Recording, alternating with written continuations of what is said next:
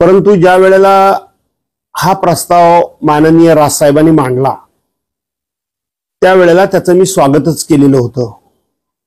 आणि स्वागत करत असताना ही केवळ मीडियामध्ये चर्चा होऊन दोघे एकत्र येणार नाहीत, तर शेवटी दोघांनी एकमेका समोरासमोर बसूनच ते दोन बंधू एकत्र येणार की नाही येणार याचा निर्णय होऊ शकतो।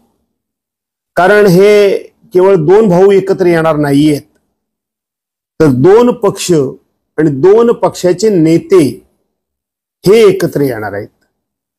आणि ज्या वेळेला हे दोन पक्ष एकत्र येणार आहेत त्यावेळेला उद्धव साहेबांनी नव्हे तर राज साहेबांनी असं सांगितलं की आमची भांडण ही महाराष्ट्राच्या हितापेक्षा आणि महाराष्ट्रासमोर जे प्रश्न आहेत त्याच्यापेक्षा खूप लहान आहेत। आणि म्हणून या संदर्भातला नक्की प्रस्ताव राजसाहेबांचा काय आहे हा खरा प्रस्ताव राजसाहेबांनी मांडला पाहिजे। आणि तो मांडत असताना मी तेव्हाही तेच सांगितलं होतं, आताही तेच सांगतो की हे दोन बंधू हे शेवटच्या टप्प्यात एकत्र आले पाहिजेत। सुरुवातीच्या टप्प्यामध्ये उद्धव साहेबांची 4 माणसं विश्वासातली, राजसाहेबांची 4 माणसं विश्वासातली त्यांच्या यांनी एकत्र येऊन नक्की प्रस्ताव काय दोन्ही बाजूचे याच्यावर चर्चा केली पाहिजे।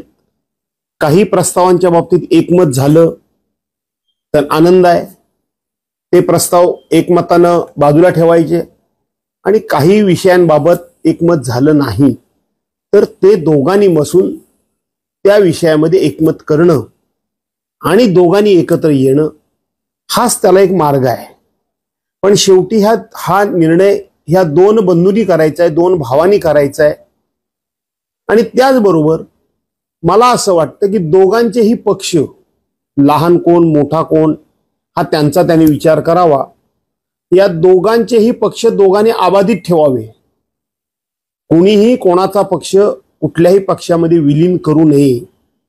जशा आघाड्या होतात, युत्या होतात, तशाच पद्धतीनं हे दोन पक्ष एकत्र येऊन लोकसभा असेल, विधानसभा असेल, महानगरपालिका असतील, नगरपालिका असतील, जिल्हा परिषद असतील, पंचायत समिती असतील, इथं जे जागा वाटप असतं ते जागा वाटप प्रत्येकानं आपापल्या ताकदीप्रमाणे मागणी करावी आणि आपापल्या ताकदीप्रमाणे त्या जागा वाटपांसंदर्भामध्ये सहमती घ्यावी किंवा सहमती दर्शवावी, अशा पद्धतीचं माझं मत आहे।